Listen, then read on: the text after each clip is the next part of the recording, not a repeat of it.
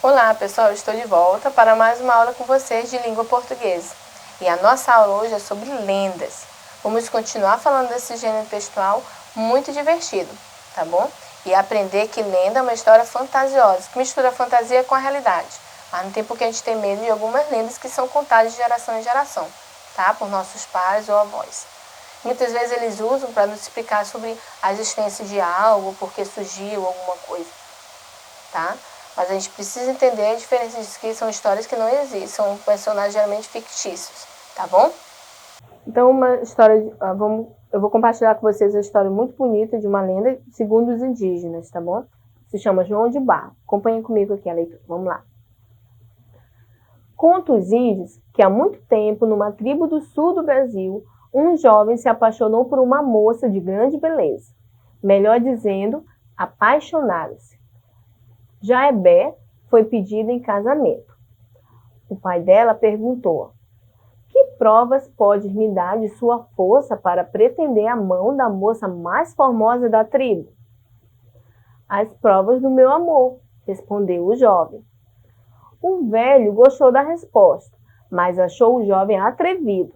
Então disse: o último pretendente da minha filha falou que ficaria 5 dias em jejum e morreu no 4º dia.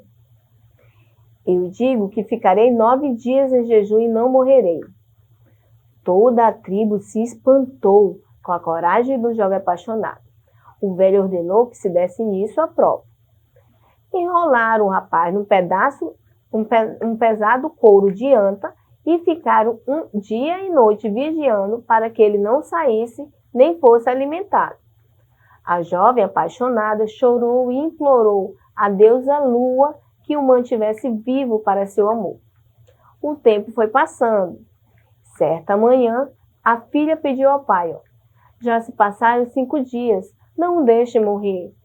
O velho então respondeu: olha só, ele é arrogante, falou nas forças do amor, vamos ver o que acontece.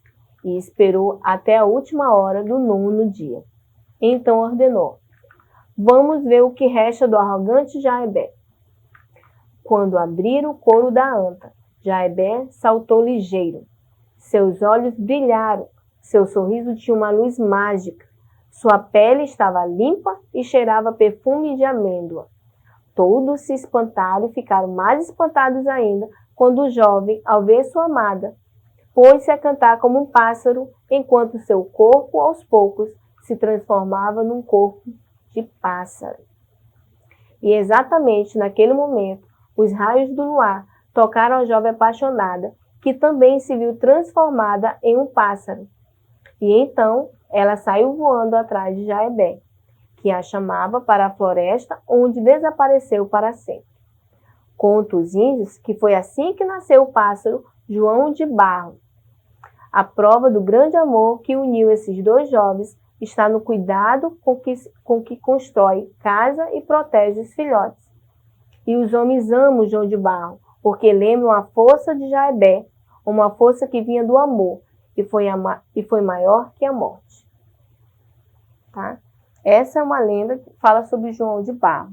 E é claro, você pode encontrar várias versões. Como eu falei, a lenda, às vezes, dependendo de quem conta, vai mudando as versões, tá bom? Vai acrescentando alguns detalhes diferentes. Agora eu quero que vocês acompanhem comigo o vídeo e entendam a diferença de lenda e mito. Acompanhe comigo aí na tela, rapidinho. Olha só.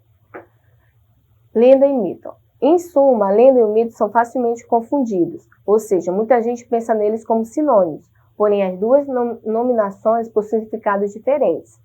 Apesar de ambas explicarem situações que a ciência não consegue alcançar, dessa forma, quando falamos sobre a origem do mundo e a história dos homens, por exemplo, estamos nos referindo ao mito. Isso porque são os relatos que se utilizam da simbologia de Deus e heróis para compor as explicações sobre questões incompreendidas.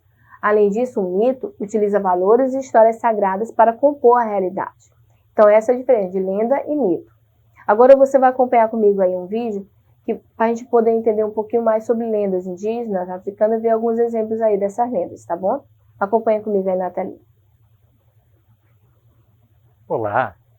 Você já ouviu falar em Saci Pererê?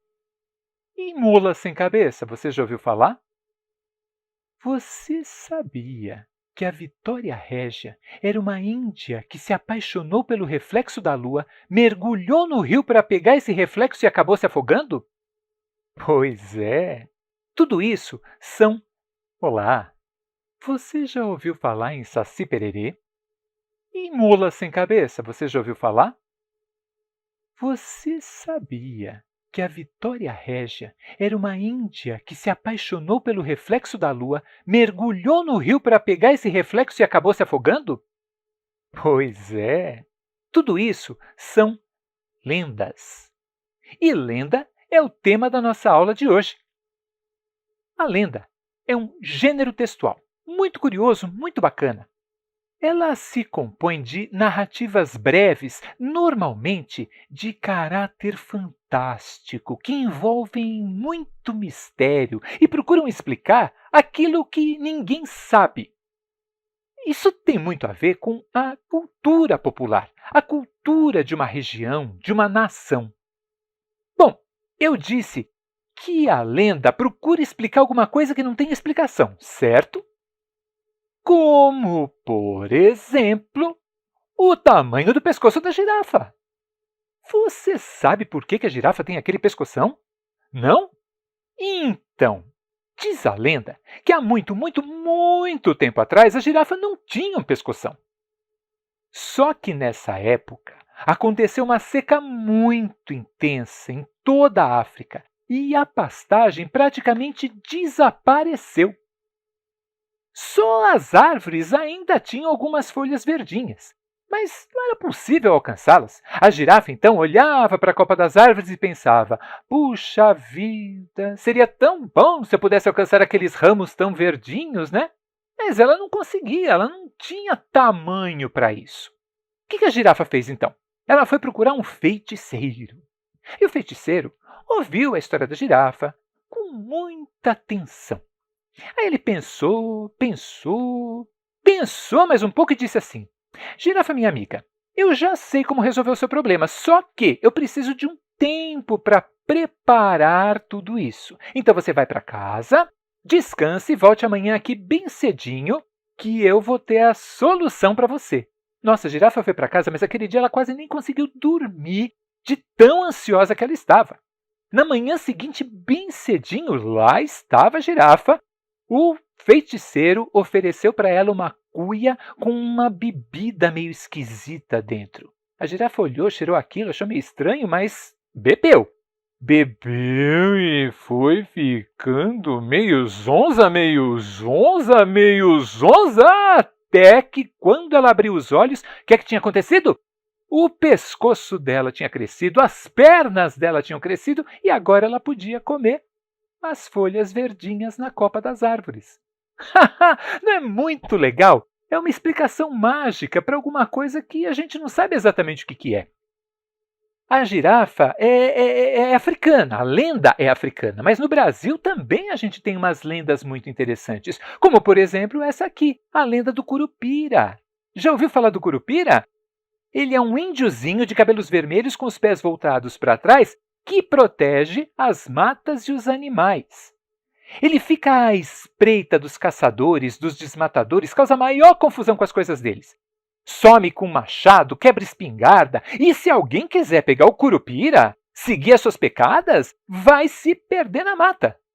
Quem segue os passos do Curupira vai para onde o Curupira veio, né? Então, dizem que tem gente até hoje perdida na mata por causa do Curupira. O ser humano, ele sempre procurou dar sentido àquilo que não é conhecido. Por isso, as pessoas vão criando histórias, contando um caso aqui, acrescentando um detalhe ali, destacando outro ponto mais adiante, enfim, criando versões diferentes para uma mesma narrativa. Tudo isso faz parte da cultura popular. Aliás, essa história de uma lenda ter muitas versões me faz lembrar da lenda do Boitatá. A lenda começa contando que há muito tempo começou uma chuva na floresta e a chuva não parava. Nossa, mas chovia muito, a mata virou um breu, ninguém enxergava nada. Uma cobra, então, viu umas luzezinhas na mata, foi até lá e descobriu que eram vagalumes. Ela fez um acordo com eles, então. Ela os engoliria, eles a iluminariam por dentro e ela rastejaria por aí, iluminando toda a floresta. Não é divertido? Olha só. Aqui, meu amigo, venha cá e vamos iluminar este pedaço de floresta. É uma versão muito divertida, muito bacana, que tenta explicar alguma coisa. Mas é só mais uma versão. Em outros lugares, o boitatá não é cobra, não. Ele é uma alma penada. Em outros lugares ainda, ele é um boi muito, mas muito do bravo. O importante é a gente entender que a lenda não é só uma historinha. A lenda, ela representa a sabedoria e o conhecimento de um povo. Por isso, ela tem muitos, muitos significados. Não é bacana demais? A lenda é tão cheia de coisa tão interessante. É um gênero textual tão bacana de estudar que vale a pena a gente recordar.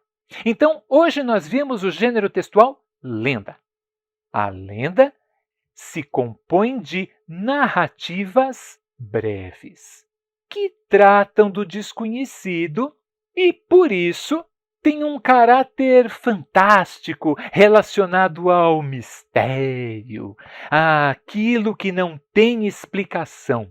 As lendas se baseiam na cultura popular e representam a sabedoria de um povo.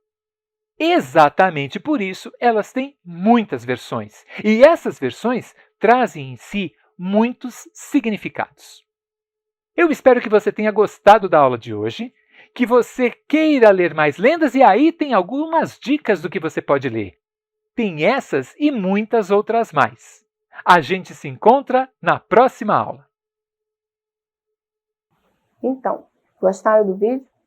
Vocês viram aí exemplos de lendas brasileiras, africanas, indígenas. Lembrando que os africanos e indígenas, eles têm todo um processo na nossa cultura, né? Cultura do nosso país. Então, é importante a gente lembrar das lendas também, as lendas africanas e indígenas, tá bom? Lembrando que essas lendas, quando são contadas, elas podem ser acrescentadas alguns detalhes por quem conta, tá? Mas é um gênero muito divertido. Nossa aula ela fica por aqui. Eu espero que você possa acessar a plataforma Eduque para você ter acesso a essa aula e muitas outras que a gente tem preparado para vocês aí, tá bom? E te aguardo na próxima aula. Tchau, tchau!